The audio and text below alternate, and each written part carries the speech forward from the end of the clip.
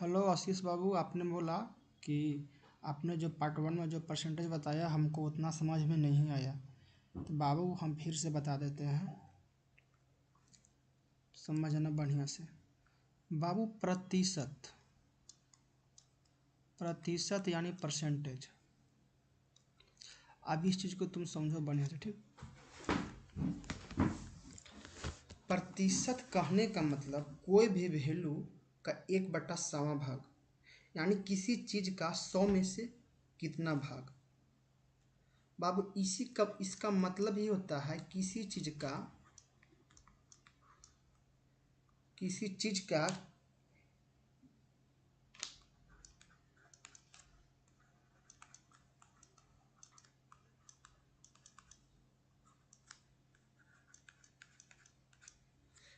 का 100 में से कितना भाग।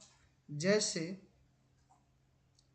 4/100, इसका मतलब क्या हो गया कि 100 में 4 रुपया, या 100 में 4 क्वांटिटी, यानी 100 यूनिट में 4 क्वांटिटी की बात करता है, 4 क्वांटिटी की बात करता है। 5/4 यानी 4 में 5।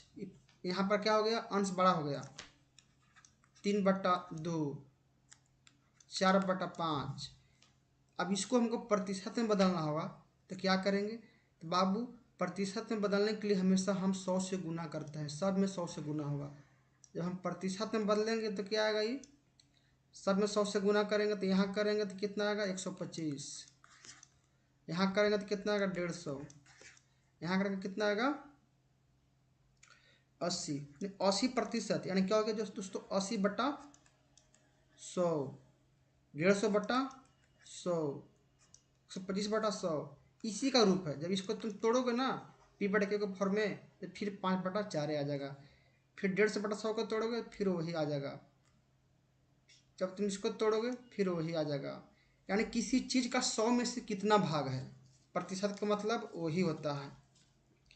अब यहाँ देखो, 3 रोटी है 2 लोग है, यहाँ पर 5 रोटी है 4 लोग है, यहाँ पर 4 रोटी है और 5 लोग है। मतलब समझो, किसी चीज़ का 100 में से, क्योंकि देखो प्रतिशत अपने आप में 100 होता है। जैसे 5 भी है ना, केवल सिंगल दी अपने आप में 100% है। जैसे 5 का निकालेंगे 10%, 20%, 5 का 100%, तो 5 का 100% 5 ही आएगा। 5 का 100% और 100/100, तो बोले ना कि कोई भी संख्या अपने आप में 100% होता है। जैसे 10, कोई भी संख्या दुनिया के अपने आप में 100% ही होता है। इस चीज़ को आप लोग ध्यान दीजिए। अब जैसे देखिए, आपको इसी में अगर पूछ देता है, जैसे कि परसेंटेज निकालने का आपको फार्मूला पूछेगा, कि देखिए प्रतिशत निकालने का जो फार्मूला होता है,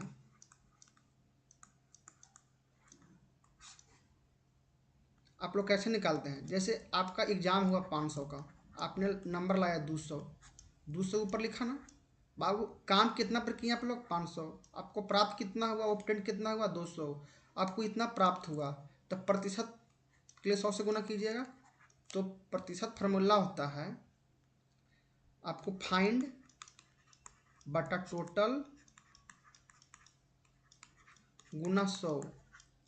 ये हम बेसिक बता रहे हैं आशीष जी, आप जो बोले ना उसके लिए।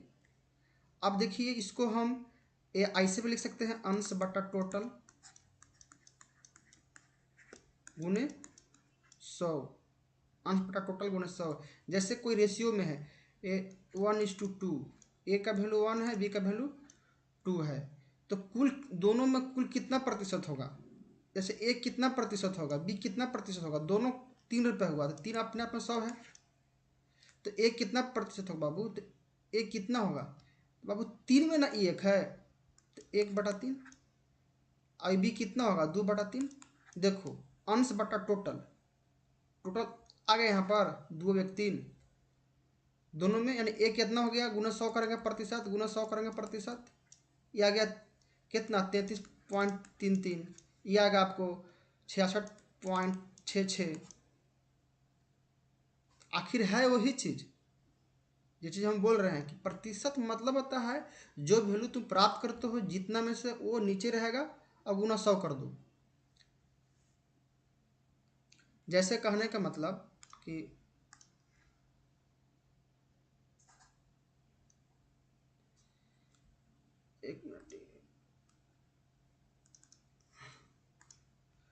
कहने का मतलब जैसे कि तुमने 80 में से 20 नंबर लाया, 80 में से 20 अंक प्राप्त किया, सेम चीज़ हो गया, यानी 20/80 करोगे, 100 करोगे, करोगे ना।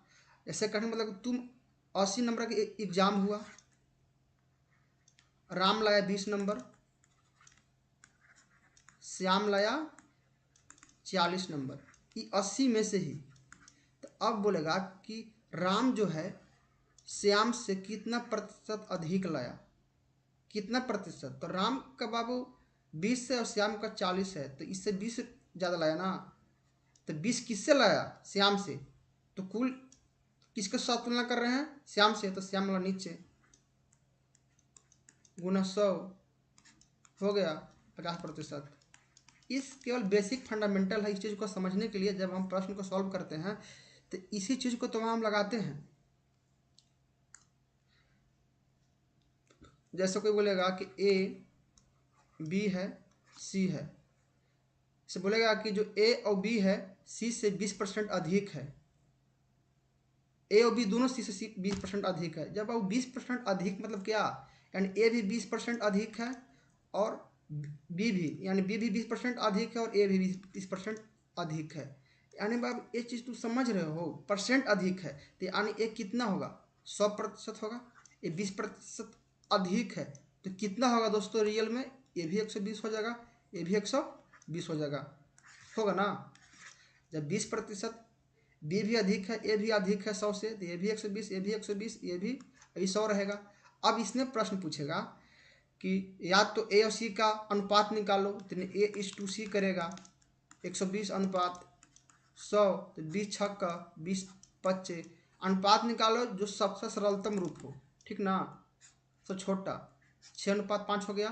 फिर बोलेगा कि बी और सी का निकालो, दोनों का सेम आएगा। उसी तरह ए पूछेगा, जैसे कि एक ए है एक बी है, बोलेगा कि बी जो है ए से 20% कम है, तो ए से, तो जिससे पूछ रहा है उसको अपने आप 100 मान लो, ये 20% कम है तो कितना होगा, 80 होगा। तो अब बोलेगा कि ए बी से कितना अधिक है, यानी ए बी से कितना अधिक है, तो बाबू 20 रुपये अधिक है, तो यानी 20 बटा किससे, 20 से ना, तो बी की वैल्यू नीचे 80 × 100। अगर ए बोलेगा कि बी ए से कितना अधिक है, अब बी बोलता है कि ए से हम कितना अधिक हैं, तो ए से अधिक बोल रहा है ना, सॉरी ए से कम, यहाँ पर कम है क्योंकि 80 है ना, यानी बी बोलेगा कि हम ए से कितना कम है, तो बाबू 20 रुपये कम है, किस से, ए से, तो 100% × 100, तो यहाँ सीधे आएगा 20%। समझ रहे हैं ना, कुछ है नहीं भाई, इसको आ जाएगा 25, कुछ है नहीं, मेन परसेंटेज में ही बेसिक है और कुछ है नहीं। इसके बाद तुमको पूछेगा कि परसेंटेज को घटते या बढ़ते क्रम में दिया जाए। जैसे पूछेगा कि जब परसेंटेज इंक्रीज करेगा तब, percentage increase and decrease, increase and decrease करेगा। जैसे एक 10% से बढ़ा, प्लस मतलब बढ़ रहा है, अब एक 15% से घट रहा है, तो बाबू इस टाइप की यदि प्रश्न रहता है तो उसको आप x + y + x + y/100 पर सेटअप कर सकते हो। प्लस साइन शो कर रहा है कि वृद्धि हो रहा है, इसके बाद भी कोई साइन नहीं है यानी प्लस है, यानी वृद्धि हो रहा है, यहाँ भी प्लस होगा, प्लस गुना प्लस प्लस। जैसे अगर हम बोलेंगे कि 10% कमी शो कर रहा है और 15% वृद्धि शो कर रहा है, तो बाबू तो यहाँ पर क्या पुट करेंगे, -10 क्योंकि 10 कमी हो रहा है, फिर y की वैल्यू 15, तो +15। अब गुना करेंगे तो प्लस माइनस माइनस 150, 15 10 में 150 बटा 100, तो यहाँ से कितना आ गया, 5 आ गया, और यहाँ से कितना आ गया हमको, 1.5 आ गया बाबू। तो 5 में से 1.5 जाएगा तो कितना बचेगा, 3.5%, 3.5%। समझ रहे हो ना, कुछ करना नहीं है। अब यही चीज़ यदि 3 टर्म में देता है, सपोज दैट, जैसे एक बार बोला कि 10% वृद्धि हुआ, एक बार बोला 15% वृद्धि हुआ, फिर बोलता है कि 20% कमी हो गया। पहले इस दोनों को x + y + xy फॉर्मेट पर लेके जाओ। अब इसके बाद जो रिजल्ट आता है उसको इसके साथ लेके जाओ, इसके साथ। जैसे देखो इसको ले जाएंगे इसको पर तो कितना आएगा 10 प्लस 15 प्लस 150 बटा 100 1 खत्म, यानी 15 10 25 और 25 प्लस 1.5 यानी कितना हो गया 26.5 यहाँ से हो गया दोस्तों। यानी इसका भी वैल्यू एफ निकल गया। अब इसको करो इसके साथ तुलना और यहाँ पर घट रहा है, यानी 26.5 प्लस में था तो प्लस किए, ये घट रहा है तो माइनस करेंगे 20। अब प्लस माइनस माइनस अब गुना करेंगे, किस में करेंगे तो 26.5 गुने 20 भागा 100। अब देखो 20 50 100 सीधा काट दो, 50 25 एक बच्चा 5 दिया 15 यानी 5.3। अब देखो इसका डिफरेंस क्या आएगा 26.5 में से तुम 20 घटा रहे हो तो कितना आएगा 6.5। अब फिर उधर माइनस में कितना है 5.3 घटा दो, 6 में से 5 गया 1, अब 5 में से 3 गया 0.20, यानी इतना आएगा तीनों का समावेशन में रिजल्ट, यानी 1.2% समतुल हो गया ये 1.2%। इस चीज़ को समझो, यहाँ पर 10% वृद्धि कर रहा था, यहाँ पर 15%, यहाँ पर 20% कमी हो गया। अब इसी प्रश्न को तुमको ऐसे भी तुम सॉल्व कर सकते हो। सपोज दैट यदि प्रश्न बोलता है कि किसी संख्या में पहले 10% वृद्धि हुआ, किसी संख्या में पहले 10% वृद्धि हुआ, तो उस संख्या मान लो 100 में 10% वृद्धि हुआ 110 हुआ। अब बोलेगा कि इसी संख्या में 20% कमी हो गया, अब इसी में ना कमी हुआ तो यानी 110 का अब 20% कमी हुआ तो कोई भी वैल्यू अपने आप में 100, तो यानी कितना बचा 80। जब 20% कमी हुआ तो 80, 2 खत्म, तो 11 8 88। तो अब रियल में कितना कमी हुआ बाबू, पहले था 100 रुपये अब हो गया 88 रुपया, तो यानी 12 रुपया कम हुआ। हम वैल्यू 100 मान रहे हैं यानी 12 रुपये या 12% कम हुआ। या फिर तुम निकालो कमी प्रतिशत कमी, यानी कमी गुने 100 यानी 12 गुने 100 और बाटा पहले वाला वैल्यू यानी 100। यहाँ से भी फार्मूला से भी आ जाएगा, लेकिन जब हमने 100 माना है तो ये फार्मूला लगाने में कोई दिक्कत नहीं है। डायरेक्ट तुम कमी 12 रुपया या फिर प्रतिशत कमी 12% ऐसे भी कर सकते हो। कुछ है नहीं ज़्यादा, इसमें कुछ है नहीं। अब इसमें एक ठो और तुमको बता देते हैं। जैसे कि 100 रुपया है, बोला कि पहले किया 10% कमी, 10% कमी किया, वो 90 हुआ। अब कितना प्रतिशत बढ़ाएगा कि कोई परिवर्तन नहीं होगा मूल्य में। मानो कि 100 रुपया 10% कमी किया 90 हुआ। बाबू जब 90 में अब कितना प्रतिशत पुनः बढ़ाएगा कि कोई परिवर्तन नहीं होगा, तो पहले तो 10% कमी कर देंगे हम, 90 आया। अब देखेंगे कि 90 में कितना जोड़ेंगे कि 100 पुनः मिल जाए। बाबू 10 जोड़ेंगे, बाबू 10 जोड़ रहे हैं ना, लेकिन प्रतिशत में करना है। तो बाबू 10 कहाँ से जोड़ रहे हैं 90 में जोड़ रहे हैं 10, तो 10 बटा 90, 90 में जोड़ रहे हैं 10 ना 100 ला रहा है, तो 10 बटा 90 गुना 100 कर दीजिए, हो गया 11.1/9%। कुछ है कुछ नहीं है। अब उसी आधार पर जो प्रश्न है आप लोग को दिखने को मिलेगा। जैसे जो प्रश्न था, चलते अब हम प्रश्न पर।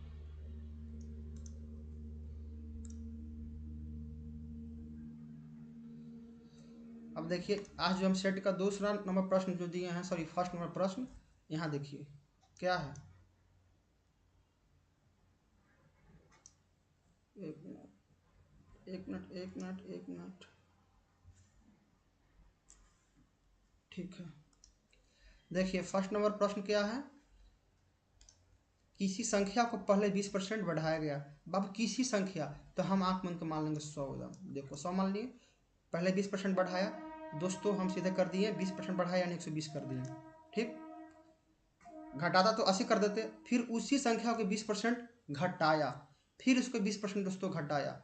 बाबू इसको 20% घटाया तो यानी कितना हो गया, यानी 80, 20% घटाया यानी 80 बटा 100, 200 खत्म, यानी 96 हो गया। और पहले था 100 अब हो गया 96, तो कितना का अंदर दिखा 4 रुपये का अंतर दिखा, यानी प्रतिशत पे 4 होगा, क्योंकि 4 अंतर यानी 4 गुने 100 बटा पहले का वैल्यू जो ए है 100, कैंसिल 4%।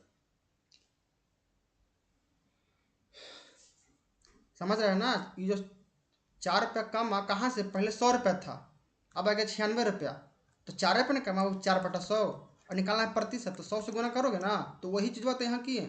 इस चीज़ को समझो, ठीक ना? यहाँ पर क्या आएगा, 4% के कम ही आएगा।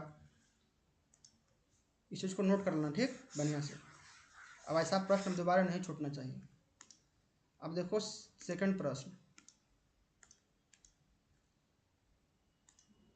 एक दुकानदार ने किसी वस्तु को, चाहे इसको और एक और मेथड से बताते हैं, फर्स्ट वाला।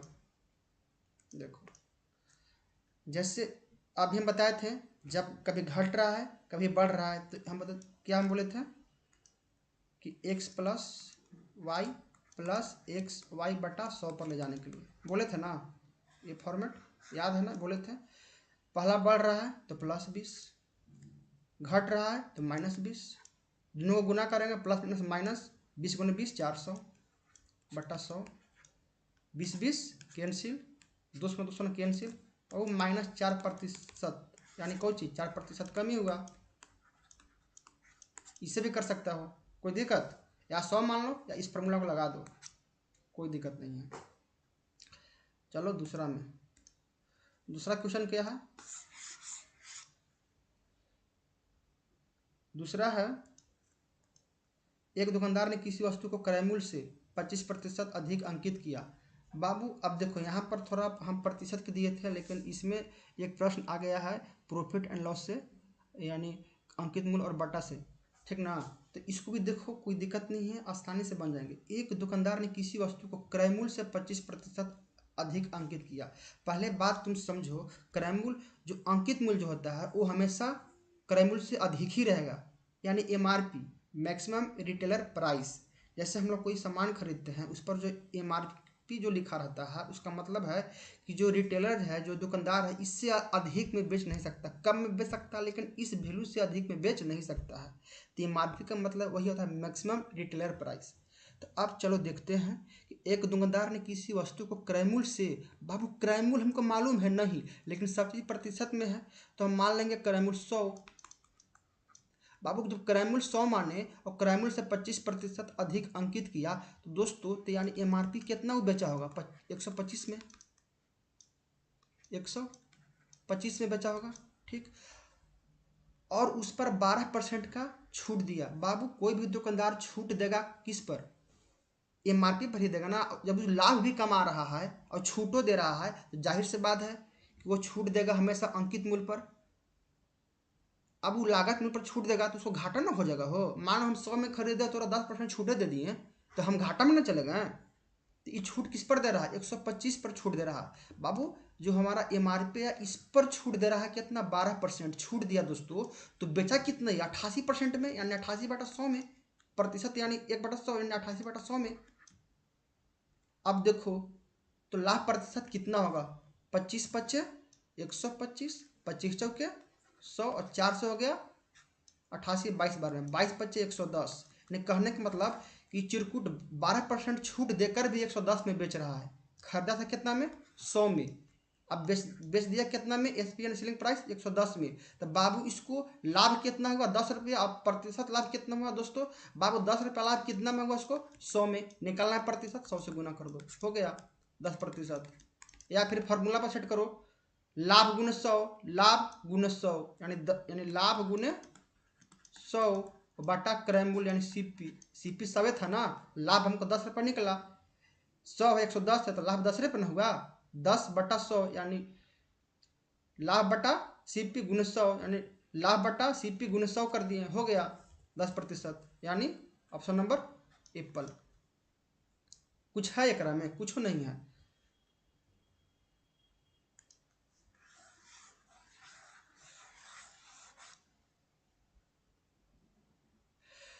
होम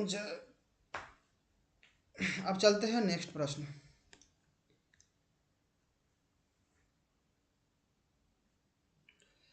नेक्स्ट प्रश्न है, A 20 से 20% कम अंक प्राप्त करता है। देखो बहुत ही बढ़िया प्रश्न है। एक मान लो A है दोस्तों, एक B है। A 20 से 20% कम, 20 से 20% कम, तो बाबू प्रतिशत जो होता है उसको हम तुलना करते हैं 100 से। तो मान लेते हैं B कितना है, 100 है, अब ए 20% कम है तो ए कितना होगा 80, सीधा 20 घटा दो। अब है कि ए ने 360 अंक प्राप्त किए, तो बाबू तुम इसको रेशियो में करके इसको छोटा कर दो, 20 चौके 80, 20 पचे 100, ताकि गुना भाग करने में आसानी हो। अब बोलता है कि ए 360 अंक प्राप्त किए, जो ए बोलता है ठीक है मेरा कितना है बाबू, ए का वैल्यू 4 रुपया, तो हम लिखेंगे बटा में 4। अब बोलता है कि बी ने कितना प्राप्त किया, तो बाबू मेरा बी कितना है 5, 5 से गुना कर दो, कुछ है 90 पच्चे 450 हो गया। कुछ नहीं था इसमें, कुछ था? अब ऐसा प्रश्न आएगा तो बन जाना चाहिए, कुछ नहीं था। अब इसको तुम डायरेक्ट बना सकते हो, देखो कैसे बाबू। देखो ए पहले से 360 अंक है, ए जो है पहले से 360 अंक प्राप्त किया हुआ है। अब बोलता है कि यहाँ पर ए जो है 20 से 20% कम अंक प्राप्त करता है। ए जो है 20 से 20% कम अंक प्राप्त करता है, तो बी ने कितने अंक प्राप्त किए? तो इसको तुम एक और तरीका से बनाओगे, हम इस तरीका को यहाँ पर बनाएंगे नहीं। जो भी है ग्रुप में लड़का, उसको आप दूसरा तरीका से इसको बना कर हमको बताइएगा, ठीक? इसको आप लोग के लिए दे दिए, ये हम बता भी चुके इसका पहले भी, और यहाँ पर भी कुछ नहीं है, केवल आसान है। पहले ही बताया है, फर्स्ट वाला जो लेवल था जिसमें 10 प्रश्न था उसमें ही बताया है। आप इसमें इसको बनाइएगा सेकंड मेथड से, बहुत ही शॉर्ट में बनेगा, ठीक? देखते हैं कौन बनाता है। अब चलते हैं हम नेक्स्ट प्रश्न में, आप लोग बना के दिखाइएगा भाई।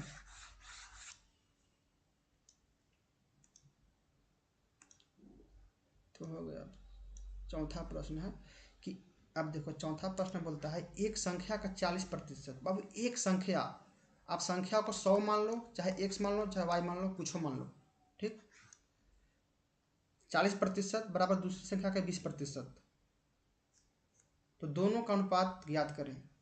या तो आप कुछ मत मानो बाबू, 40% बराबर 20%, प्रतिशत कैंसिल, 20 दूनी 40, 20 से कम 20। बाबू अब 2 बराबर 1 आ रहा है। अब इसका रेशियो कोई 2:1 मार देगा, गलती हो जाएगा। इसका कोई रेशियो 2:1 मार देगा, गलती हो जाएगा।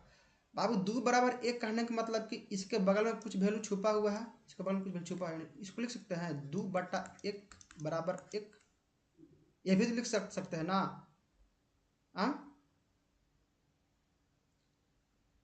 लिख सकते हैं ना? जैसे यहाँ पर मान लेते हैं ए है, यहाँ मान लेते हैं बी है, सपोज दैट, तो क्या आएगा, क्या आएगा यहाँ पर? एक मिनट,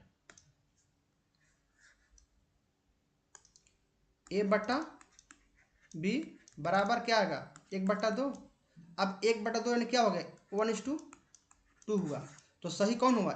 ए ना हुआ, ये वाला नहीं हुआ, लेकिन ऑप्शनों में दोनों रहेगा। लेकिन लोग हड़बड़ में इसको मार देंगे बी को, लेकिन ऑप्शन होगा ए सही। तो इसको आराम से ऐसे बनाना है, फिर से देख लीजिए। जब इस टाइप का प्रश्न दे तो दिमाग नहीं लगाना है हमको कितना ट्रिक से बनाना है, बस हमको एग्जाम में पास होना है, कुछ नहीं। एक संख्या का 40% यानी 1 का 40% बराबर बी का 20% बराबर है, प्रतिशत कैंसिल हो गया बाबू, 20 दूनी 40, यानी 2a बराबर b, कुछ ना दे b, यानी a बट्टा b बराबर 2 कहाँ लिखा जा रहा है बाबू, 1/2। बाबू यहाँ ना तो कुछ ना, तो एक छुपा हुआ है ना, ये गया बट्टा में, तो ये कहाँ जाएगा, इसका बट्टा में जाएगा, यानी a/b बराबर 1/2, डायरेक्ट इज क्या 1:2 हो गया। कुछ था इसमें, बनाना है, ठीक ना? अब चलते हैं नेक्स्ट प्रश्न में। 7, 6, 5 वाला हो गया है, ये तो हो गया 4, 5। हाँ, अब देखिए, एक विद्यालय में छात्रों की संख्या में 10% की वृद्धि हुई, फिर अगले वर्ष 10% की कमी हुई। आप लोग ये बनाइएगा, सेम है x + y + xy बट्टा 100 पर सेट करना है। बस ध्यान रखना है कि कौन घट रहा है कौन बढ़ रहा है, बढ़ रहा है यानी प्लस, घट रहा है यानी माइनस, जो आएगा आपका आंसर। चलिए ये भी आप लोग बनाइएगा, ठीक।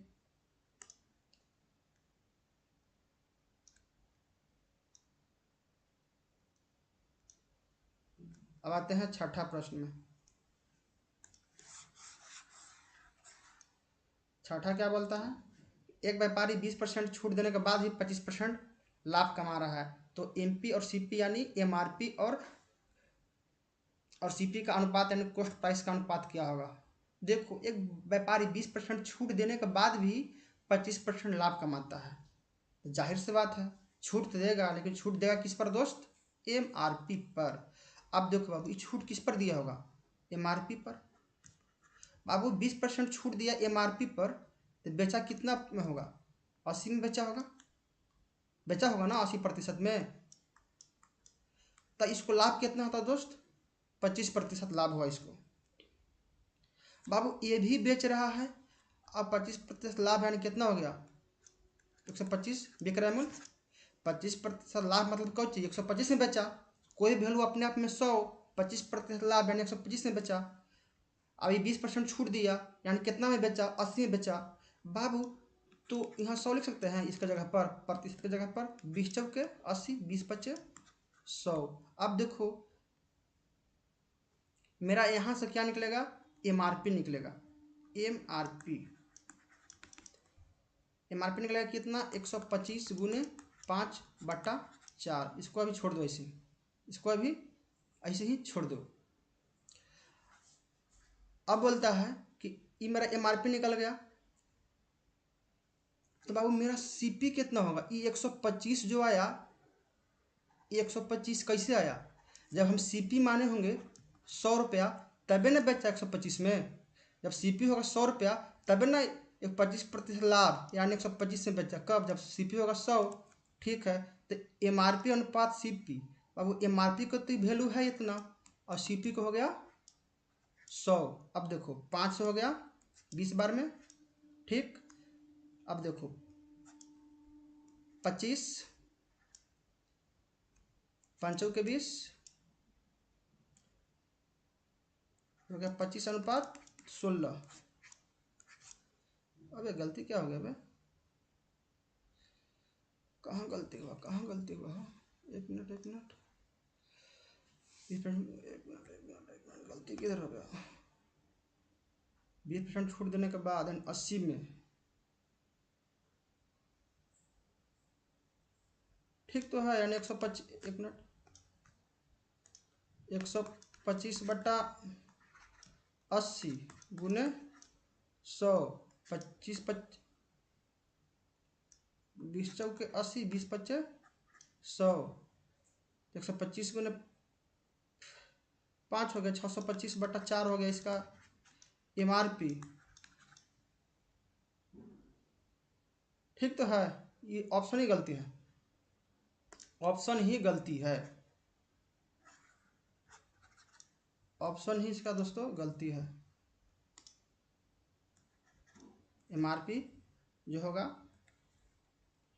और सीपी का जो रेशियो होगा 25/16 होगा, ठीक ना।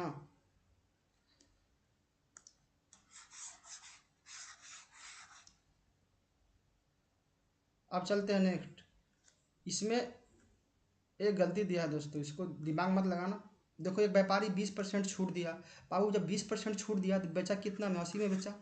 अभी अभी क्या बोल रहा है कि 25% लाभ कमाया, 25% लाभ कमाया। बाबू बेचा कितना में होगा, 125 में। अभी बेचा कितना में, 80 में। तो विक्रय मूल्य से तुलना विक्रय मूल्य, 20 चौके 80, सॉरी 5 से काटो 16 बार में, 5 से काटो 25 बार में। ये जो 25/16 आया, ये क्या आया, वही तो आया जैसे एमआरपी का 80, जैसे यहाँ लिख देता है एमआरपी का 80, यहाँ लिख देता है सीपी का 125। ऐसा करते ना, देखो तुम लोग समझ जाओगे। वो गलती दिया ऑप्शन, देखो सब मान लेते हैं एमआरपी का 80% बराबर 25% लाभ यानी खरीदा होगा सीपी, यानी सीपी का 125/100। अब देखो 100 यहाँ से भी कैंसिल करेंगे, प्रतिशत से कैंसिल। बाबू तो MRP बट्टा CP क्या आया, 125 बट्टा 80, 400 हो गया 16, 400 हो गया 25:16 है कहीं आंसर? नहीं है, यानी ऑप्शन में होगा 25:16। ये ऑप्शन गलत है। अब चलते हैं नेक्स्ट प्रश्न। इस चीज़ को समझना, MRP का 80% यानी 20% छूट दिया, तो यानी 80 बेचा, यानी 80/100 में बेचा, तब उसको लाभ होता है 25%, यानी बाबू CP का 125 यानी विक्रय मूल्य हुआ, यानी CP का जैसे लाभ हुआ 25%, बेचा कितना में, CP का 125 में बेचा।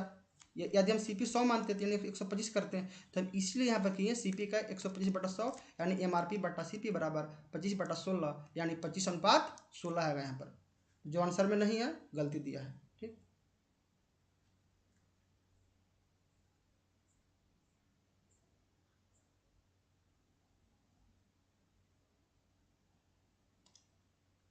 अब चलते हैं नेक्स्ट की ओर। अरे यार,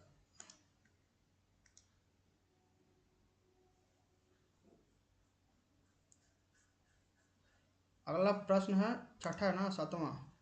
अब देखिए 7वां प्रश्न।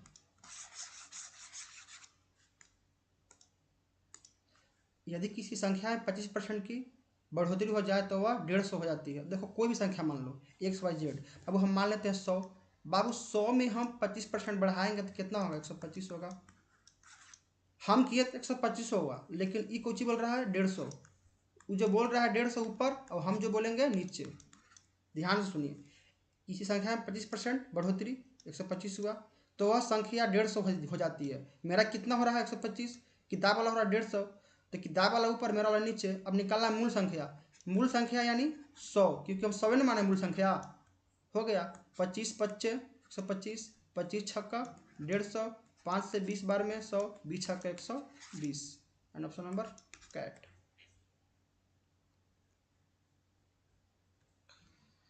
कोई दिक्कत? कोई दिक्कत नहीं होना चाहिए। अब चलते हैं नेक्स्ट प्रश्न में, 8 में। इसको पहले इरेज करो, तुम लोग को सब बता देते हैं ताकि कहीं गलत मत करना। देखो किसी मुकदमे में 75% लोग दोषी पाए गए। बाबू 75% लोग क्या है, दोषी है, ठीक ना। तो बाबू 75% दोषी है, 100 में से 75%, कोई भी वैल्यू अपने आप में 100 में 75% दोषी, तो सही आदमी कितना होगा, 25%। कोई दिक्कत? यदि दोषी लोगों की संख्या 360 है, अब देखो यहाँ दोषी कितना बोलता है 360, तो मेरा दोषी कितना है 75%, यानी 75, 100 का 75% यानी 75 ना, 75। अब निकालता है तो लोग, तो कुल लोग कितने थे, कुल लोग कितना है 100 ना है, 100 से गुना कर दो। 75 चौके 300, यानी 75 है ना, तो यानी 25 क्या बार में कटेगा ये, 25 तिया 75, 25 चौके 100, 3 से 120 यानी 480 बार में, यानी 480 लोग थे इस मुकदमे में, जिसमें 75% लोग दोषी पाए गए और 25% लोग निर्दोष पाए गए, यानी 480 होगा टोटल आदमी, यानी यानी क्या बोलते मुजरिम, मुजरिम 480 थे, जिसमें 75 लोग दोषी पाए गए और 25% निर्दोष पाए गए, यानी इसका आंसर होगा 480। कोई दिक्कत? कुछ था इसमें? कुछ नहीं था। 100 मानो, 75% दोषी करो, 25% हो गया बिन दोषी वाला। साहब बोल रहा है दोषी लोग संख्या 360, तो हमको 25 अभी मतलब ही नहीं है, तो 360/75 दोषी गुना 100, कुल संख्या 100 माने हैं, हो गया आंसर। कुछ नहीं है। अभी लेवल बहुत आसान चल रहा है, नहीं तो लेवल ऐसा सा रहेगा ना किचन, ये मजा आएगा, आप लोग के लगेगा कि हाँ क्या किचन है, ब्रांड है, ब्रांड। अब चलते हैं नेक्स्ट प्रश्न की ओर। 9, देखिए एक का वेतन 20% अधिक है। अब एक का वेतन 20% अधिक है, 20 से अधिक है, तो यानी 100 होगा, तो 120 सीधा सीधी कर लो, कोई दिक्कत नहीं है। अब बोलता है कि बी का वेतन सी से 25% अधिक है। अब देखो यहाँ पर 3 टर्म आ गया था, अब इसको गोली मारो, इसको गोली मारो। ठीक, सबसे आसान के लिए यहाँ से भी कर सकते हैं, जैसे इसको 100 माने ना, बी को 100 और एक को 120, तभी भी सी को निकाल सकते थे, लेकिन तुम लोग के लिए ताकि तुम लोग फंसो नहीं। अब देखो सी कर लो, 3 गो है। ए का वेतन बी से 20% अधिक है, ठीक है। बी का वेतन सी से 25% अधिक है। बाबू सी कितना है 100, तो बी कितना होगा 125। अब बोलता है कि ए का वेतन बी से 25% अधिक है, तो ए कितना होगा दोस्तों, जब बी 125 है तो ए कितना होगा 125 का 120। वहाँ 100 था तो आसानी से कर दे रहे थे, लेकिन अब यहाँ 125 है। देखो 20 छक्का 20 पच्चे 5 से 25 यानी 150। ये कितना का दोस्तों 150, 125 और सी 100। तो अब अनुपात पूछ रहा है तो सब 25 से कट रहा है, 25 छक्का 25 पच्चे 25 चौके 100 यानी 6:5:4 इसमें है। सॉरी ए और सी को पूछा है ना दोस्त, ए और सी को पूछा है, ए और सी को पूछा है। 1 मिनट, ये तीनों देखिए यहाँ पर आपको ए बी सी का निकल गया, ए अनुपात बी अनुपात सी। हमको पूछा है ए अनुपात सी, तो बाबू तो ए का वैल्यू कितना है 150, 150 150। ए का वैल्यू कितना 150 और सी का वैल्यू कितना 100, तो 25 चौके 100 25 छक्का 150 हो गया। यहाँ पर भी शायद ऑप्शन में गलती दे दिया है, ऑप्शन में नहीं है,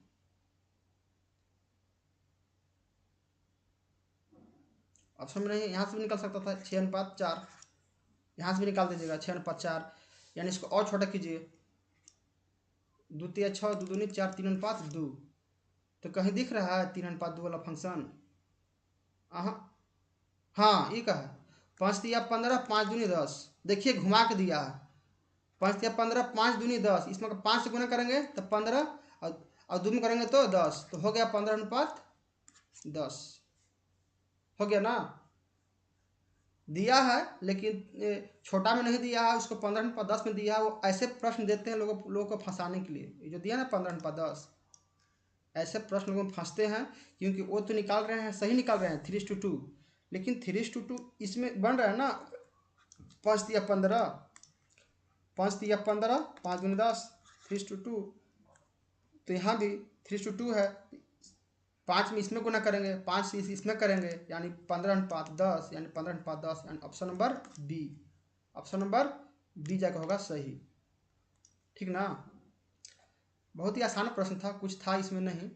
केवल इसमें ध्यान देना है कि जब 3 टर्म में हो तो सी को पहले मान लो, अब बी जितना बोलता है अधिक उतना उसको जोड़ दो। अब ए बोलता है कि 20 से इतना अधिक है, तो बी का वैल्यू का निकालो 120, यानी 120 तो पहले से 125 मिलेगा हमको। अब 125 का 120/100 जो आएगा वो ए का वैल्यू होगा, यानी 150 आया। अगर तीनों को अनुपात पूछता तो 6:5:4 आता, ठीक। अब पूछा है ए और सी का, तो 2 दूनी 2 तिया 6 और 2 दूनी 4 यानी 3:2 यानी 3:2 ए और सी का।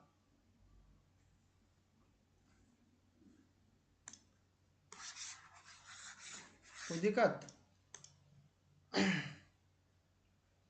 अब चलते हैं 10 में, बहुत ही ज़बरदस्त है। अब देखो दो संख्याएं 20:25 के अनुपात में है। अब एक संख्या ए है, अब एक बी है, 20:25 के अनुपात में, ठीक। यदि छोटी संख्या को 20% बढ़ा दिया जाए, बाबू दोनों में छोटा कौन है, ए है, ठीक है।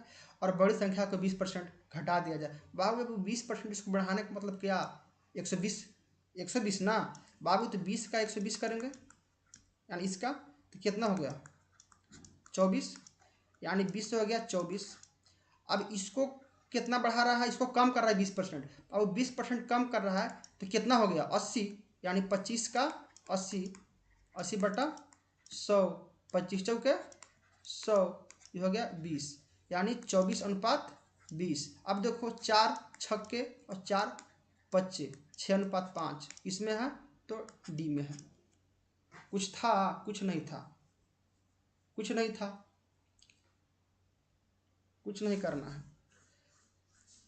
छोटी संख्या में 20% बढ़ाना था, छोटी संख्या 20 था, तब 20 को सीधे करो, 20 का 120/100, 20% बढ़ाना है। छोटी संख्या के वैल्यू हमको 20 पहले से पता है, तो 20 का 120/100 यानी 24। और बड़ी संख्या में घटाना है 20% यानी 80 कर देना है, यानी 25 का 80/100 कर देना है, और दोनों का रेशियो निकाल देना है। हो गया आंसर।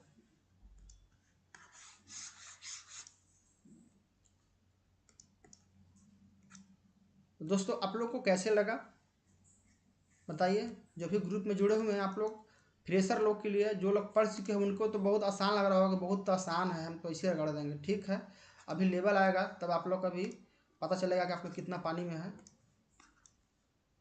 अभी लेवल बहुत बढ़िया बढ़िया प्रश्न मिलेगा।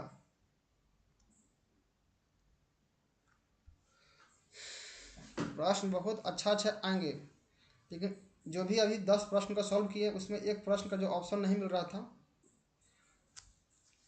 जो पहले में शुरू था, या 3 या 4 प्रश्न संख्या था शायद, उसका ऑप्शन में कुछ फॉल्ट होगा। वो सही है, बनाया हुआ सही है, ऑप्शन नहीं मिल रहा, उससे कोई दिक्कत नहीं है। ऑप्शन मिलाने में मत रहो, मेन कॉन्सेप्ट को देखो, कॉन्सेप्ट क्या है। तो आप लोग यदि अच्छा लगा होगा तो प्लीज़ लाइक एंड सब्सक्राइब जरूर करो भाई। लाइक एंड सब्सक्राइब करेगा तभी ना मजा आएगा। बस वेट है भाई कुछ समय का, 2026 खासकर अप्रैल बाद कुछ बड़ा होगा धमाका। क्योंकि अब जो मेरे पास है उसको हम बचा के कितना अंदर रख सकते हैं, अंदर से तो निकालना पड़ेगा ना आप लोग के लिए। तो जो भी ग्रुप में 36 मेंबर जुड़े हुए हैं, 36 मेंबर जो व्हाट्सएप ग्रुप में जुड़े हुए हैं, प्लीज़ आप लोग इस पर केयर करें और पढ़ाई को अग्रसर बढ़ाते रहें। जो भी रास्ता आप लोग को मिल रहा है उस पर भटकना नहीं है, सीधे चलना है, मंजिल आपका वेट कर रहा है, मंजिल आपका वेट कर रहा है। इस मंजिल पर आप लोग जाके मार देना है झंडी। अगर जहाँ भटक गए तो देखिए ये पूरा खाली जगह मिलेगा, तो घूमते रहेगा पूरा दुनिया। इसलिए अच्छा है कि पहले मंजिल को पकड़ लीजिए, उसके बाद घूमिएगा तो बहुत सारा चीज़ मिलेगा। यहाँ जाएगा डिजाइन मिलेगा, यहाँ ड्रा मिलेगा, यानी बहुत सारी चीज़ घूमने को मिलेगा। इसलिए खाली हाथे नहीं घूमना है, नहीं तो कोई पूछेगा भी नहीं। इसलिए आप लोग पढ़ाई पर ध्यान दीजिए। और इसी के साथ हम सेशन को द एंड करते हैं। जय हिंद, जय भारत, जय बिहार। सेशन को हम करते हैं इन स्ट्रीम।